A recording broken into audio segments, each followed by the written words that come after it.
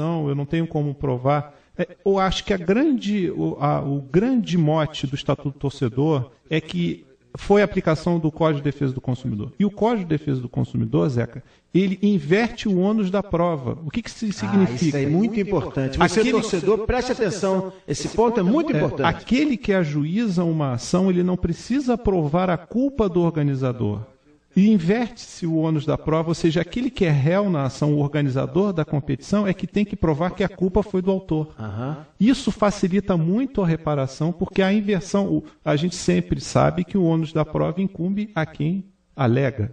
Né? Mas não é o caso nas relações de consumo. Por quê? Exatamente porque seria muito difícil para o torcedor de documentar isso tudo e poder ter êxito numa ação contra o organizador de uma competição. Vale, portanto, muito o relato daquele torcedor. Exato. A presunção do acerto é em favor do consumidor e não do organizador. Tá bom. O doutor André levantou uma bola, ela já estava aqui no cantinho, ele deu um toque nela primeiro, mas vamos falar sobre isso, que são os deveres, né? Eu recentemente fui ao Maracanã com meu filho tem 15 anos e tal. Passei o jogo todo em pé.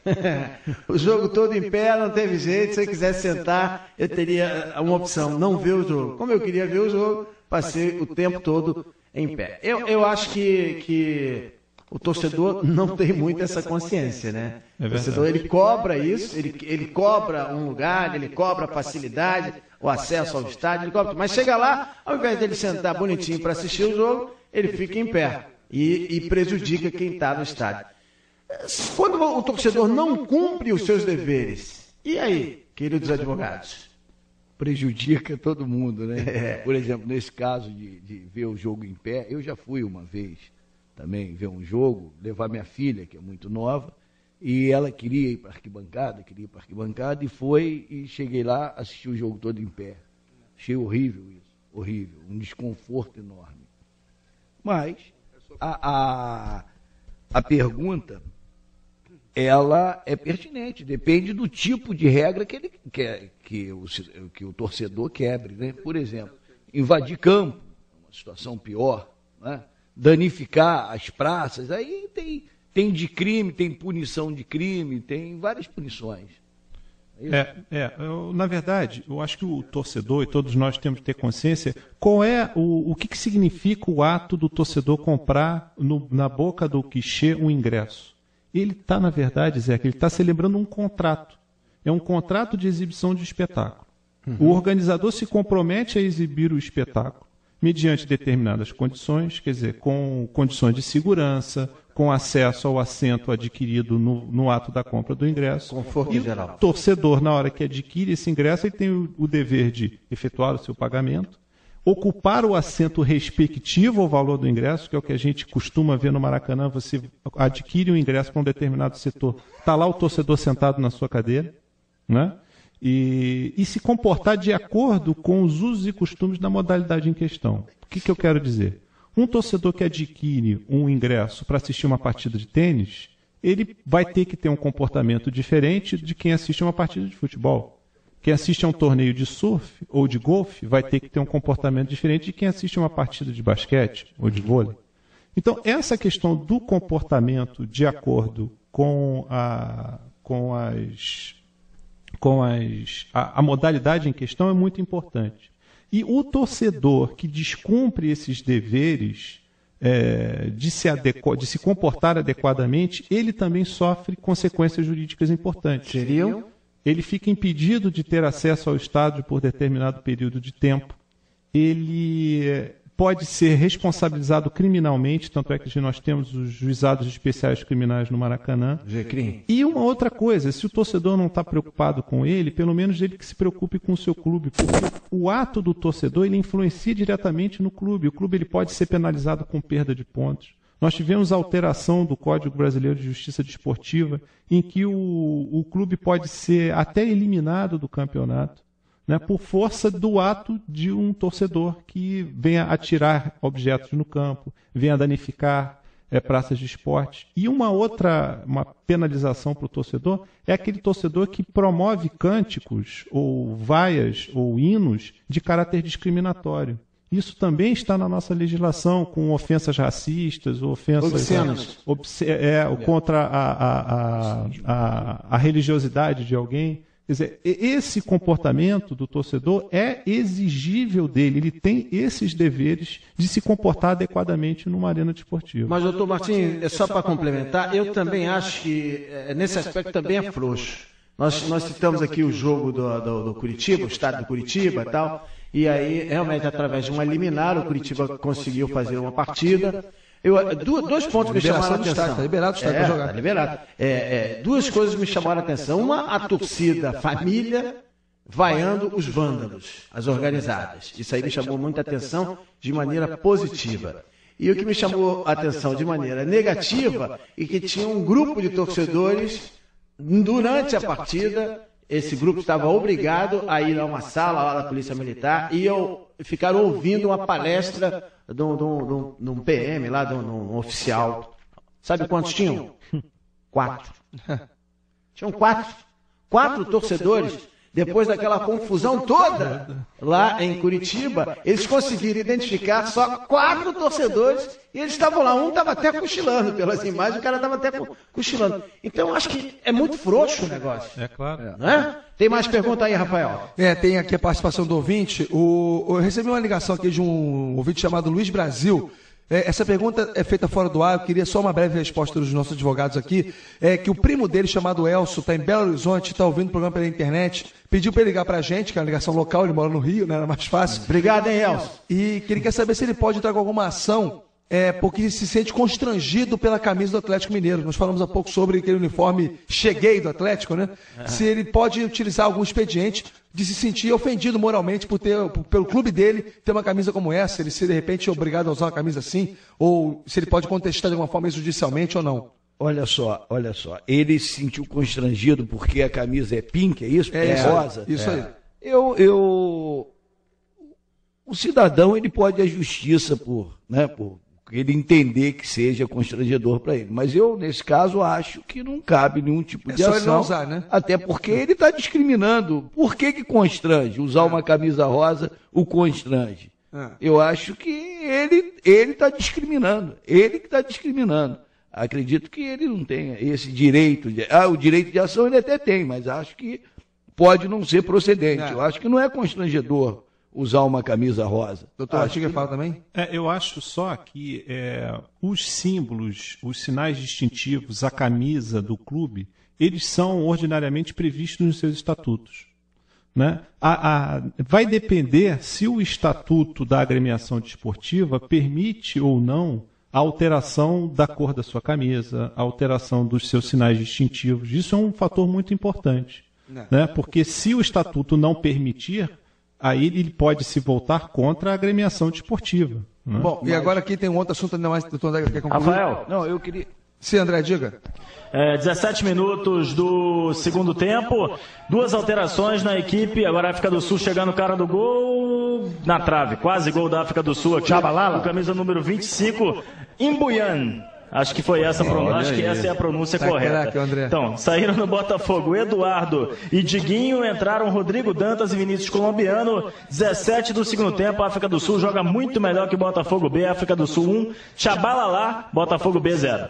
Doutor André, quer concluir? Rafael, o que o doutor Martinho falou, o problema é técnico. Né? É um constrangimento técnico.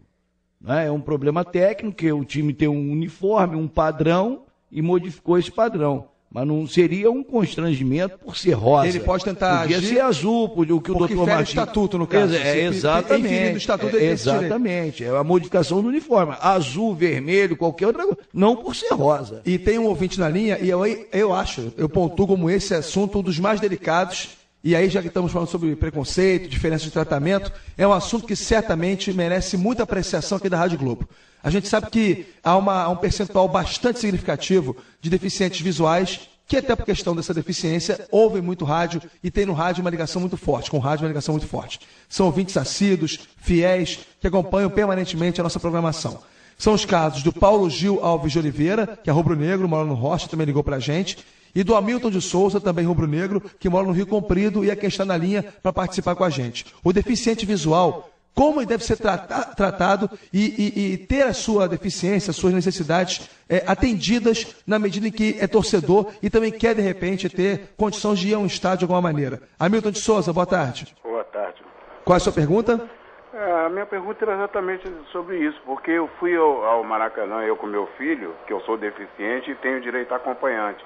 E nós fomos agredidos ali naquela rampa branca lá onde entram os deficientes, fomos agredidos, empurrados, tivemos que passar por baixo da roleta e eu fui quase pisoteado por ser um deficiente, não sabia nem onde eu estava entrando.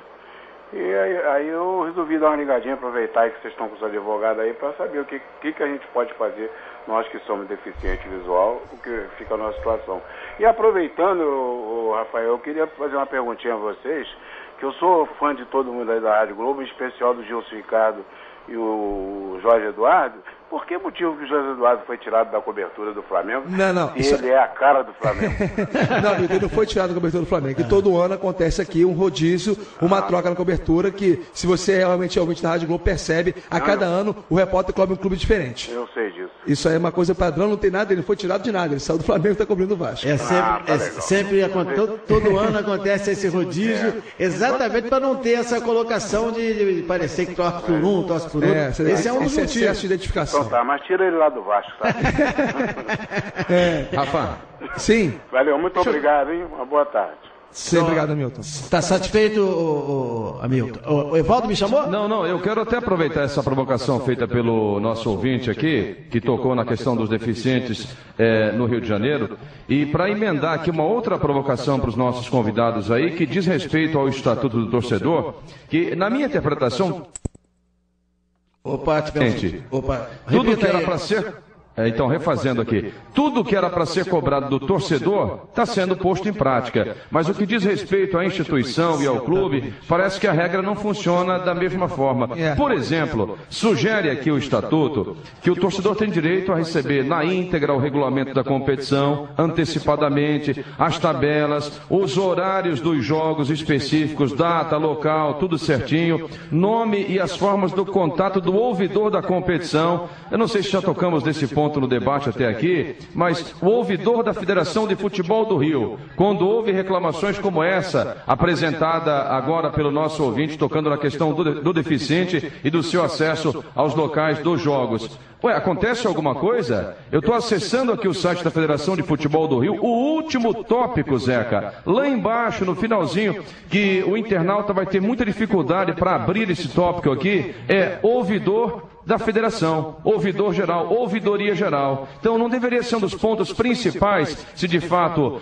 há a obrigação de ouvir o torcedor e interessa para a federação saber o que o torcedor está pensando dos jogos, dos locais onde estão acontecendo as partidas, dos horários. Se esse diálogo fosse interessante para a federação, o link deveria ser muito mais visível e de mais fácil acesso. É o que eu penso, Zeca. Vamos ouvir a opinião dos nossos advogados aqui, o Evaldo. Zeca, eu concordo integralmente com essa visão do Evaldo, e a gente pode ter um reflexo disso exatamente na forma pela qual o torcedor ele é tratado no estádio. A justiça que existe dentro do estádio de futebol é para punir o torcedor e não para resguardar os seus direitos. Nós temos nos estádios de futebol do Rio de Janeiro o juizado especial criminal. Quer dizer, a justiça que existe é a justiça punitiva, para punir aquele que não observa os seus deveres, está certo. Mas onde é que nós temos o juizado especial civil, por exemplo, para permitir que o torcedor tenha acesso à justiça para fazer valer os seus direitos? Seria muito mais fácil você ter dentro dos estádios de futebol também um juizado especial civil. Isso, inclusive, foi uma proposta minha que eu já apresentei ao doutor André, que a gente está estudando, de levar isso aos órgãos competentes. E a gente percebe exatamente essa discriminação. Quer dizer, o torcedor cidadão, ele é 99,9% do percentual que se encontra dentro de uma arena desportiva. Mas a justiça que existe, a justiça móvel que existe, é a justiça para punir o torcedor. Não tenha dúvida.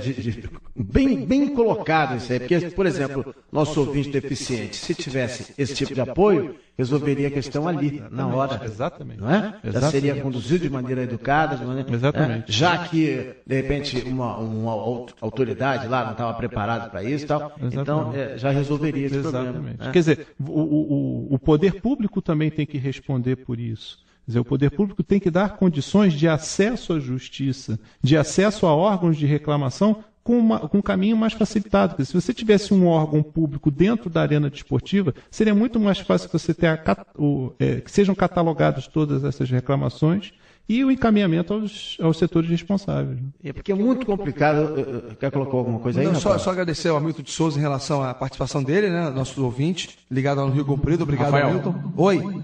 E Zeca, só para agradecer também ao nosso Eduardo. ouvinte a confiança, né, em relação ao nosso trabalho. Muito obrigado. É verdade. Bacana. Pedindo a Muita sua volta ao identidade. Flamengo. Como diria o Felipe Cardoso, né, Felipe? Isso aqui é Mengão. Hamilton de Souza, obrigado pela sua presença aqui ao vivo com a gente, aqui no Pique da Globo, e também registrar aqui a opinião da Ângela Maria de Souza, ela que mora em Niterói, torce pelo Fluminense. Ela, infelizmente, nós não temos tempo de colocá-la aqui ao vivo, mas ela também registra a sua opinião dizendo lamentando que Niterói tenha sido uma cidade, inclusive onde mora o André, né, abandonada pelos pontos de venda.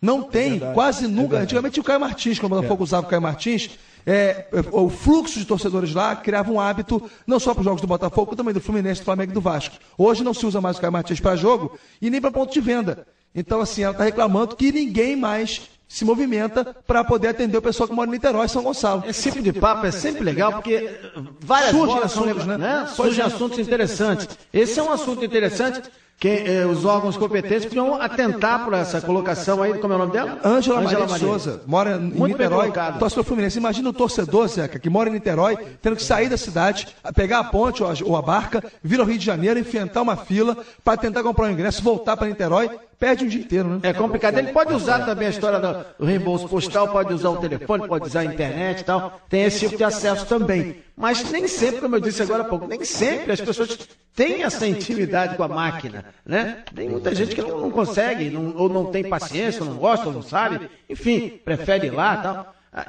E nesse caso aqui, já vou engatar uma pergunta aqui. Eu comprei meu ingresso pela internet, né? Fui lá na internet, comprei lá, meu filho comprou para mim, que ele sabe muito mais do que eu aqui do computador. E aí eu não quero mais ir ao jogo. Desisti de ir ao jogo. Não vou mais ao jogo, aconteceu alguma coisa, eu não posso ir ao jogo. Eu posso ter o reembolso desse dinheiro. Que prazo eu tenho para fazer esse comunicado? Eu não vou mais ao jogo e não quero meu dinheiro de volta. Não quero que entre, por exemplo, a fatura do meu cartão de crédito. Eu tenho tempo para isso? Eu tenho esse direito e tenho tempo para isso? Sim, diz o o Código de Defesa do Consumidor, que o consumidor ele pode desistir do contrato no prazo de 7 dias a contar da sua assinatura ou do ato de recebimento do produto ou do serviço. Aqui considerado a assinatura do contrato no momento em que ele compra pela internet. Que ele coloca lá, concluído, né? Exatamente. Ou seja, isso nada mais é do que o direito de arrependimento, e os valores eventualmente pagos serão devolvidos integralmente para o torcedor. E o prazo seria 7 dias. 7 dias. Se respeitado esse prazo, eu não sei nem se ele consegue comprar o ingresso com essa antecedência toda. Não. Porque é coisa de louco. Porque o Estatuto do Torcedor ele estabelece o prazo mínimo de 72 horas. Que pode ser respeitado pelo organizador da competição. Será que aí já não tem um migué no meio? De repente o cara fala, olha, você pode comprar 4 dias antes do jogo. Mesmo porque se você quiser devolver, você tem 7 dias. É o migué, o cara é de otário, né? O que acontece é que esse que é o grande problema aqui no Brasil. Nós temos aí uma produção legislativa muito grande. Né? Você tem vários estatutos, Estatuto do Torcedor, Estatuto da Criança e Adolescente, Estatuto do Idoso, e às vezes o nosso legislador se esquece também, e aí também o legislador tem a sua parcela de culpa, ele se esquece de compatibilizar essas leis. Né? Na medida em que eu digo que o Estatuto do Consumidor vai se aplicar ao Estatuto do Torcedor, eu tenho que redigir o Estatuto do Torcedor à imagem e semelhança do Estatuto do Consumidor, né? Do Código do Consumidor. Perfeito. Eu teria várias perguntas aí. Tem várias perguntas para fazer. Pena que o nosso tempo é pequeno. Doutor André, quer fazer uma colocação aí? Eu queria, na realidade, fazer uma propaganda de um campeonato de um evento que nós estamos fazendo, em convênio com a federação, chama-se Torcida Legal. Ah, bacana. Nós vamos... até é de autoria do Dr. Martinho esse projeto. Nós vamos premiar, junto com a federação, na festa, no encerramento do campeonato do Estado, junto com a federação, a torcida mais disciplinada. Entendeu? Exatamente para fazer valer o direito de cidadania, incentivar o convívio entre as torcidas. Já fiquei curioso, já tenho perguntas. Vamos perguntar. Os critérios para avaliação dessa torcida comportada. Essa torcida Belfort Duarte. É disciplinar, né? O critério é disciplinar. A torcida que melhor se comporta, ou que melhor cumpre o seu dever, né? Que a gente falou aqui muito em direito e não falou em dever do torcedor. O torcedor, a torcida que cumpre o dever do torcedor, não joga bomba, aqueles rojões. Cantar musiquinha, por exemplo, elogiando a mãe do juiz. Ganha ponto ou perde ponto? Isso não. É que incite a violência, né? A gente está cuidando muito disso, da violência, para que a família volte ao estádio. Você possa levar o seu filho, a sua filha, ou aquele tricolor que foi ver o jogo lá com a esposa flamenguista, tranquila e tal. E o nosso objetivo é esse, premiar a torcida mais disciplinada. Aqui não invade o campo, aqui não briga, não faz aquele canto incitando uma confusão. Então, esses são os critérios. Tá certo. Zeca. Oi, diga lá, André Marques. 30 minutos do segundo tempo aqui no Engenhão, jogo de dar sono realmente, 1-0 África do Sul, gol do Tchabalala. 4 alterações no Botafogo, saíram Alessandro, Gabriel, Felipe Lima e Júnior. Entraram Flávio Pará, Wellington Júnior, Jorge Luiz e Alex. Tô com um soninho danado, 1-0 África do Sul, Zeca. Dorme não, hein? Não vai hibernar, hein? Tem isso também. Tinha que vir uma dessa. Tinha, né? Ele tá no ar, você levanta a bola pra ele, né, cara? Ele corta na hora. Você já conhece a criança, né? Cruza que eu tô na área. Cruza, que lindo. Olha aqui, adorei mesmo a participação de vocês aqui. Obrigado. Nossos advogados, doutor André Porto Romero, advogado, presidente da Comissão de Esporte e Lazer da OAB Rio de Janeiro, tá certo? E também do doutor Martim Neves Miranda, advogado e procurador do município do Rio de Janeiro, que é autor do livro O Direito no Desporto. Fala um pouquinho do seu livro aí, ué. Opa! É bom! Não, isso foi eu atuei como coordenador jurídico da candidatura do Rio para o PAN 2007, e nessa experiência eu acabei resolvendo escrever um livro exatamente para estabelecer aí todos os direitos, os deveres, todas as questões jurídicas que surgem do esporte. Torcer também é um ato de cidadania, Zeca. E como? Olha aqui, adorei a participação de vocês, agradeço, tenho certeza que os nossos ouvintes ficaram muitos esclarecimentos para os nossos ouvintes, né? Agradeço também a participação daqueles que entraram ao vivo aqui na nossa jornada. Muito bacana, doutor André, quer dar mais um pitaquinho aí à vontade? Zeca, eu te agradeço, eu sei que o horário está estourando, mas eu vou fazer uma outra propaganda da nossa comissão. A Ordem dos Advogados do Rio de Janeiro está formando um time de futebol para disputar a Copa do Mundo dos Advogados na Turquia. Então, está selecionando advogados. Aquele que tiver interesse em participar, que ligue para a Ordem, para a Comissão de Esporte da Ordem, e nós vamos fazer uma avaliação. A Copa do Mundo é no dia 28 de maio, início 28 de maio e termina 7 de junho. Então, o advogado tem que ser advogado. O advogado que tiver interessado, por favor, comunique. Ok. Muito obrigado pela participação. Uma colocação final, essa cartilha do torcedor produzida pela OAB Rio de Janeiro. Aonde que o torcedor pode conseguir essa cartilha, doutor Martim? Não, essa cartilha é uma cartilha anterior, que foi até que eu dei para o nosso amigo Álvaro Oliveira Filho na época, né? E nós estamos em vias de elaboração de uma nova atualizada. Então, assim que nós tivermos ela publicada. Vamos anunciar e eu conto com a tua divulgação aqui. Com o maior prazer. Um abraço. Olha aqui, estamos no pique da Globo. Faltam 20 minutinhos para as 6. Daqui a pouquinho a bola vai rolar, hein? Daqui a pouco a bola vai rolar.